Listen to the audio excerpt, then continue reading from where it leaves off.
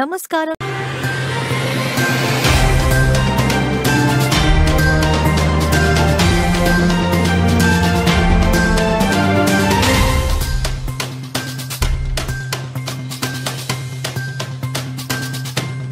వరుస విజయాలతో దూసుకెళ్తున్న భారత అంతరిక్ష పరిశోధన సంస్థ మరో ఘనతను సాధించింది. శ్రీహరికోటలోని షార్ అంతరిక్ష ప్రయోగ కేంద్రం నుంచి SSLV-D3ని విజయవంతంగా నింగిలోకి పంపింది. ఈ రాకెట్ ద్వారా 175 కిలోల EOS-08 ఉపగ్రహాన్ని నిర్ణీత కక్షలోకి ప్రవేశపెట్టింది. విపత్తుల సమయంలో ఈ ఉపగ్రహం కీలక సమాచారాన్ని పంపిస్తుంది. ప్రకృతి విపత్తులతో పాటు అగ్నిపర్వతాలను కూడా ఈ శాటిలైట్ పర్యవేక్షిస్తుంది. మొత్తం 17 నిమిషాల పాటు రాకెట్ ప్రయోగం కొనసాగింది. EOS శాటిలైట్ను UR రావు శాటిలైట్ సెంటర్లో అభివృద్ధి చేశారు.